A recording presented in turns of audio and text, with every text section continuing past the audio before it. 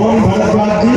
जिनके आश्रय में संपूर्ण सनातन जगत के ऋषि मुनि महात्मा जोगी हर वर्ष 1 महीने तक एकत्र होकर के सत्संग करते हैं। भक्ति और भगवंत के स्वरूप पर, ज्ञान और वैराग्य के स्वरूप पर, ब्रह्म के सगुण और निर्गुण स्वरूप और तत्व के विभाग पर ही 1 महीने तक हर वर्ष दिव्य सत्संग होता हो जिसके आश्रम में और जिसके ही नेतृत्व में होता हो, वो भरद्वाज जी पूछ रहे हैं, हे राम कवन प्रभु पूछम तो कहिया बुझाए कृपा निधि मोहि। कहते हैं कि राम कौन है? मैं आपसे पूछ रहा हूं कि राम जी कौन है, ये मुझे समझा के न कहिए, ये मुझे बुझा कर कहिए। अब यहाँ एक बात समझने वाली है कि समझाया किसे जाता है और बुझाया किसे जाता है। तो जो ज्ञानी रहते हैं उन्हें समझाया जाता है और जो मूर्ख रहते हैं उन्हें बुझाया जाता है। हमने के कही ना भोजपुरी में बात बुझाई बुझा गई कि ना बुझा गई।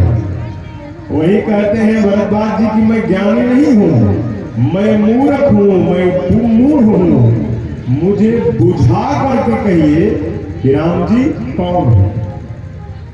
अच्छा, एक राम जी को तो मैं जानता हूं। भरद्वाज जी कहते हैं कि हे याज्ञवल्क्य जी, एक राम जी को तो मैं जानता हूं। एक राम अवधेश कुमारा, तिनकर चरित विदित संसार, नए विरह दुख लहू अपारा, भयो रोष रावण मारा। कहते हैं कि एक राम को मैं जानता हूं। अयोध्या के चक्रवर्ती सम्राट महाराजा दशरथ के बड़े पुत्र राम, उनको तो मैं जानता हूँ। एक राम अवधेश कुमारा और तिनकर चरित्र विदित संसारा। उस राम जी को केवल मैं ही नहीं, उस राम जी को तो पूरा संसार ही जानता है। क्या जानता है?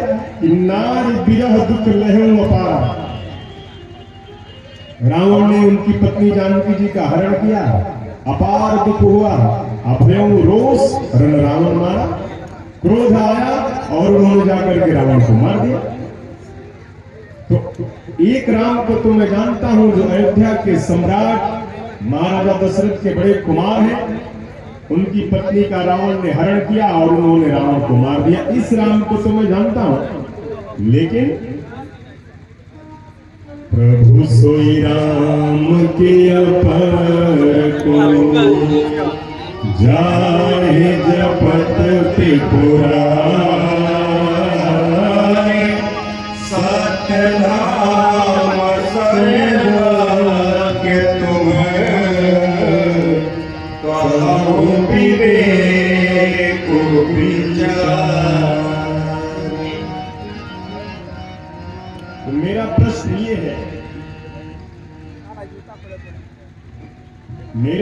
ये है, कि क्या ये वही राम जी हैं जो भगवान शंकर के हृदय में निवास करते हैं? कि शिव जी के हृदय में निवास करने वाले राम जी कोई और हैं और अयोध्या के महाराज दशरथ के पुत्र राम जी कोई और हैं?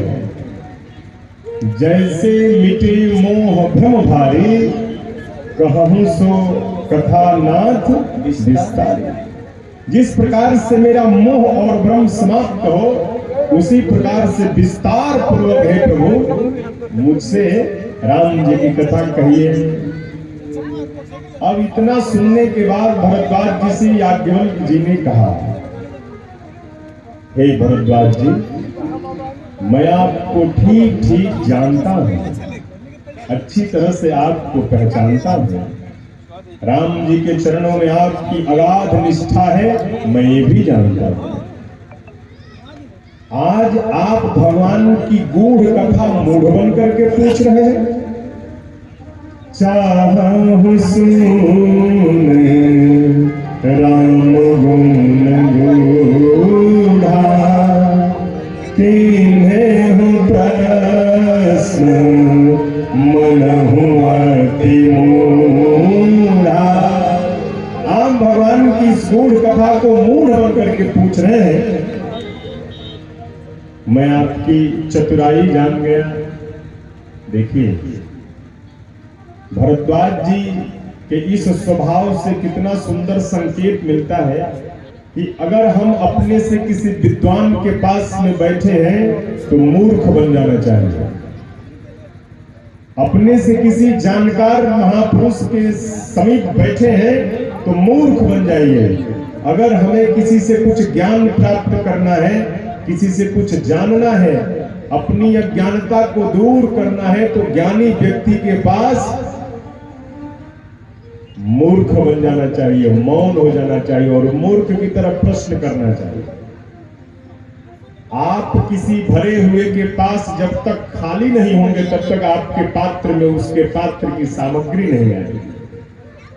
आप स्वयं भरे बनकर के बैठे रहेंगे तो जो भरा है जिस भाव से, वो भाव कहां डालेगा? अगर वो डालने का प्रयास भी करेगा तो आप तो अपने आप में भरे बैठे हैं, उस पात्र में आएगा ही नहीं।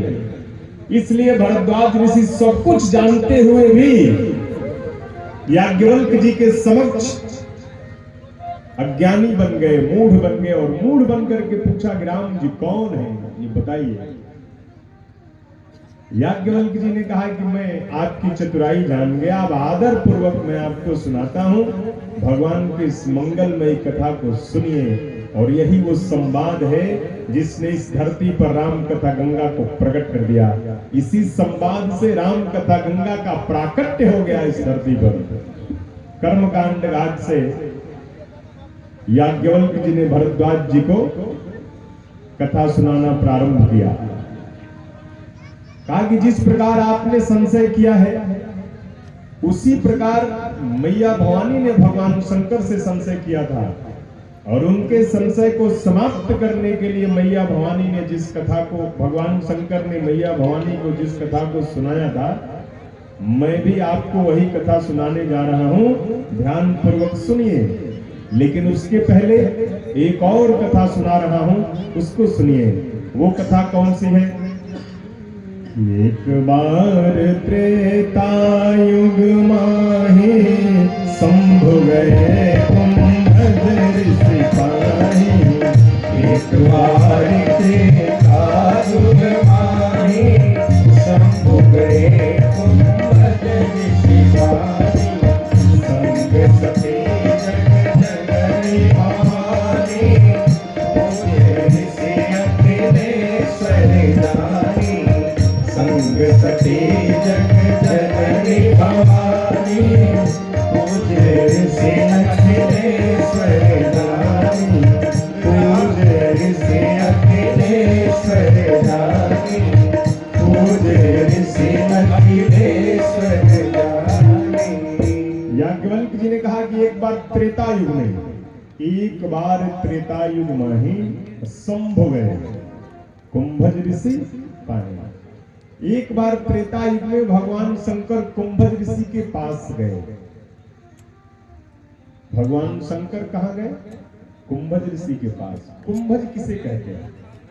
कुंभ का अर्थ है घड़ा, और कुंभज का अर्थ है जिसका जन्म घड़े से हुआ हो, अर्थात घड़े का पुत्र। और भगवान शंकर कौन है? अगाध समुद्र है। समुद्र जा रहा है घड़े के पुत्र के पास, क्या करने? कथा श्रवण करने। गणों ने कहा कि प्रभु आप अगाध समुद्र हैं, कृपा सिंधु शिव परम अगाध, आप कृपा के अगाध समुद्र हैं। आप कहां जा रहे हैं? तो कुंभज के पास, घड़े के पुत्र के पास। कुंभज आपसे छोटे हैं, आप इतने बड़े होकर के छोटे के पास जा रहे हैं। भगवान शंकर ने कहा कि नहीं नहीं, कुंभज मुझसे छोटे नहीं हैं, कुंभज मुझसे बड़े हैं। कैसे? तो कुंभज का नाम अगस्त भी है। और हे गणों, अगर तुम मुझे समुद्र समझते हो तो कुंभज अगस्त भी है। और इसी अगस्त ऋषि ने समुद्र को पी लिया था, समुद्र का पान कर लिया था। इस दृष्टि से समुद्र का पान करने वाले अगस्त ऋषि तो समुद्र से बहुत बड़े हैं। इसलिए आज मैं अपने श्रेष्ठ के पास जा रहा हूं। कहा कि लेकिन इतनी ऊंचाई से नीचे उतर रहे हैं, क्या भगवान को इतनी ऊंचाई से नीचे उतरना शोभा देता है? आप कैलाश के स्वर्णिम शिखर पर विराजमान भगवान शंकर, और आप अपने उच्च आसन से नीचे उतर करके दंडकारण्य में अगस्त ऋषि के आश्रम में जा रहे हैं। क्या आपको ऊंचाई से नीचे उतरना शोभा देता है? भगवान शंकर ने कहा, अवश्य शोभा देता है। गणों ने कहा कि प्रभु, ऊंचाई से और अपने ऊंचे पद से तो सामान्य मनुष्य नीचे उतर जाते हैं। भगवान शंकर ने कहा कि सामान्य मनुष्य अपने पद से नीचे उतरते होंगे काम के कारण, और मैं उतर रहा हूं राम के कारण। मैं राम कथा सुनने अपने ऊंचे स्थान से उतर करके नीचे जा रहा हूं, और सामान्य मनुष्य अपनी कामनाओं के कारण अपने पद प्रतिष्ठा से नीचे उतर जाता है।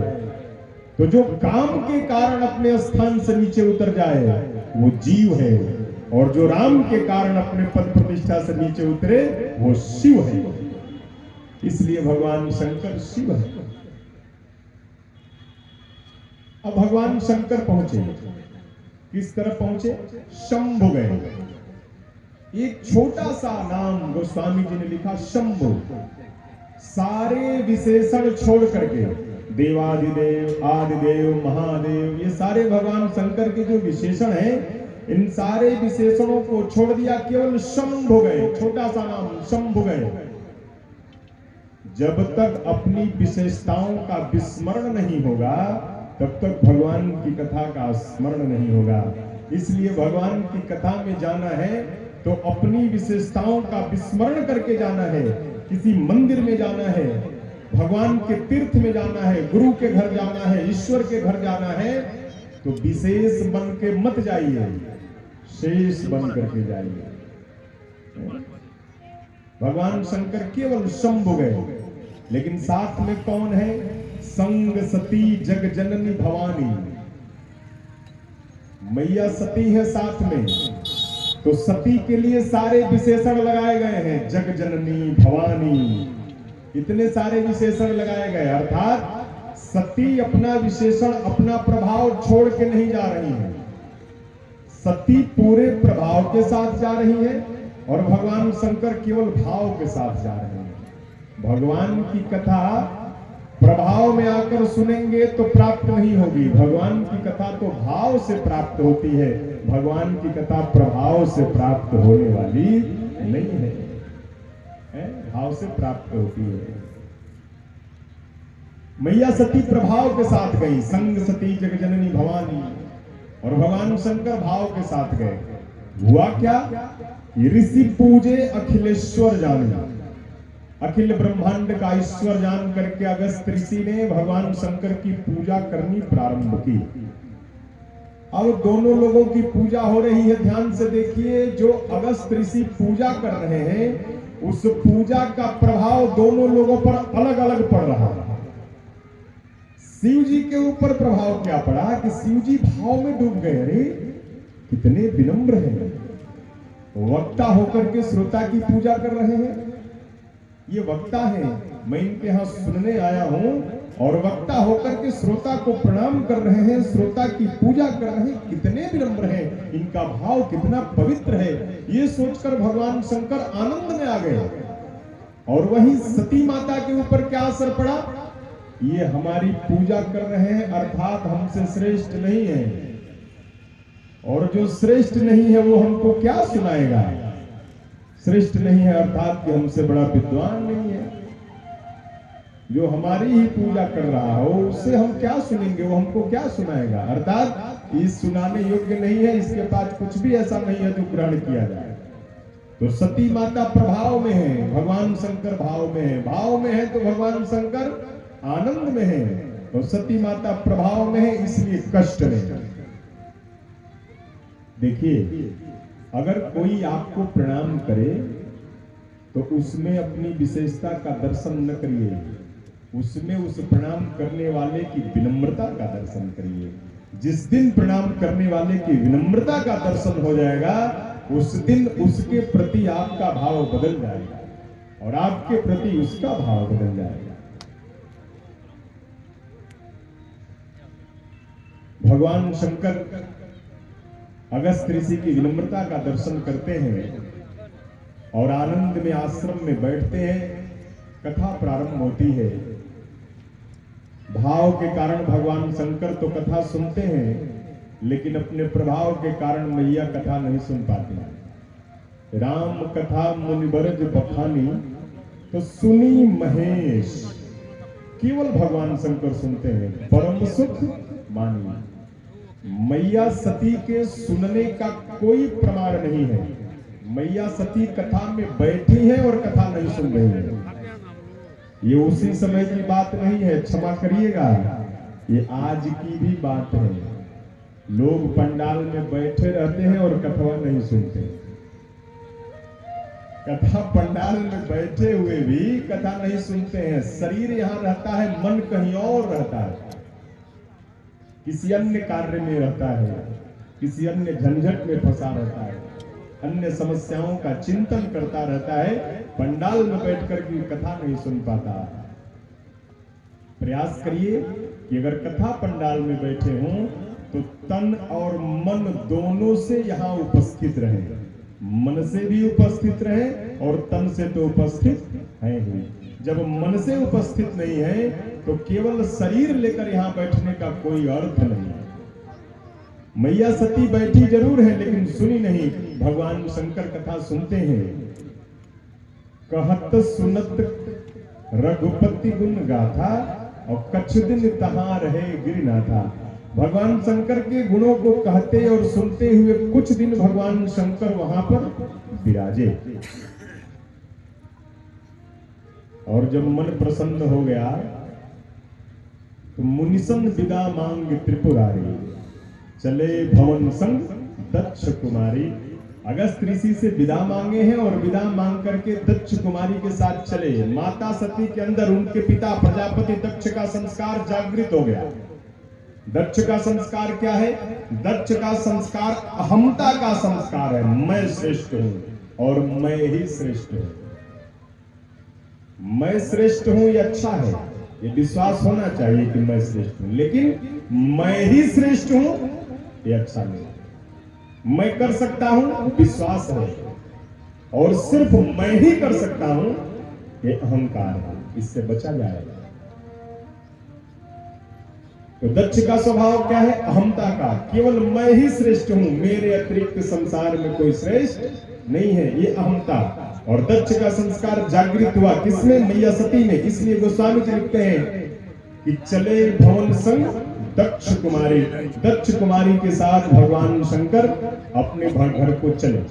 तो चले तो रास्ते में सोच क्या रहे हैं कि जिसकी कथा मैंने सुनी है एक बार उसका दर्शन हो जाता तो बड़ी कृपा होती।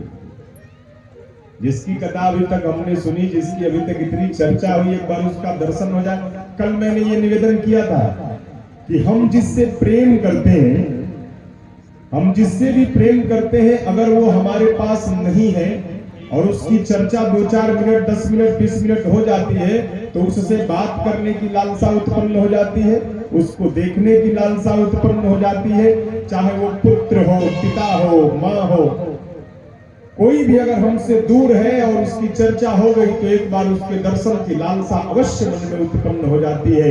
इसी प्रकार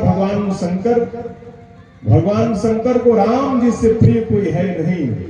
राम जी की कथा सुने हैं, अब राम जी के दर्शन की लालसा मन में उत्पन्न हो गई। तो गोस्वामी जी लिखते हैं, हृदय विचारत जात हर यही विधि दर्शन हो,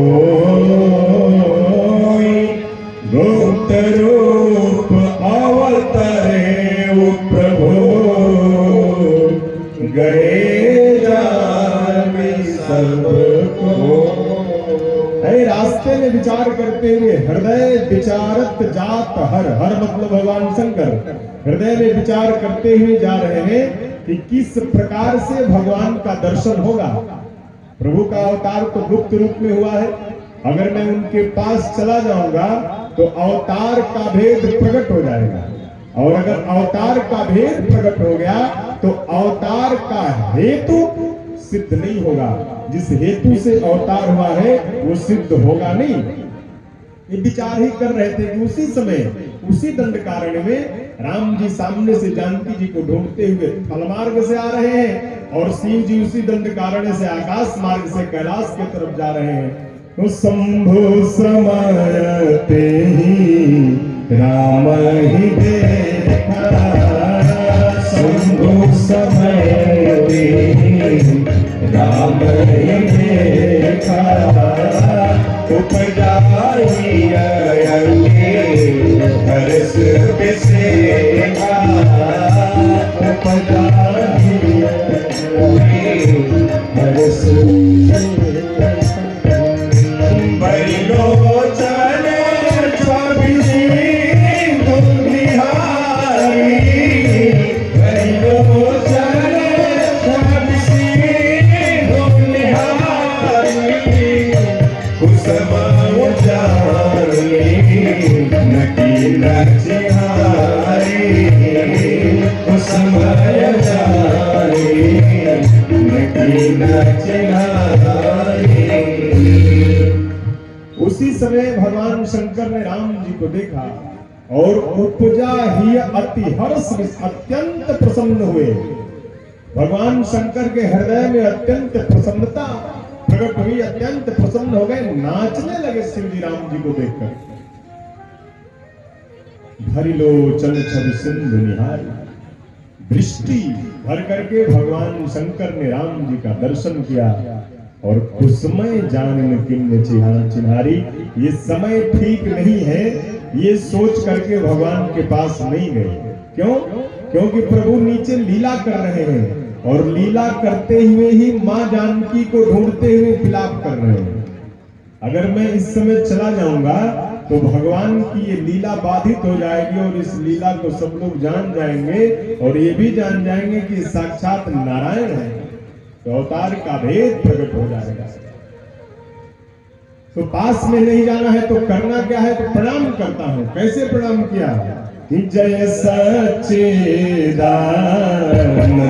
जग पावन, जय सच्चिदानंद जग पावन, अस कहि चले मनोजे न सावन, अस कहि चले मनोजे न सावन, अस कहि चले मनोजे न सावन। भगवान शंकर ने श्री रामचंद्र जी को प्रणाम किया। क्या कहा? जय सच्चिदानंद जग पावन, अस कहीं चले मनोज न सावन। कहते सच्चिदानंद भगवान की जय। थोड़ा जोर से बोलिए। शिव जी ने जयकारा लगवाया है तो जोर से बोलिए। एक बार प्रेम से बोले सच्चिदानंद भगवान की जय, आनंद कंद भगवान की जय। शिव जी ने कहा कि जय सच्चिदानंद जग पावन, अस कहि चले मनोज न सावन। कामदेव का मर्दन करने वाले भगवान शंकर, सच्चिदानंद भगवान आपकी जय हो, आपकी जय हो, आपकी जय हो, ऐसा कह करके आगे बढ़ गए। अब सच्चिदानंद किसे कहते हैं? ब्रह्म को कहते हैं।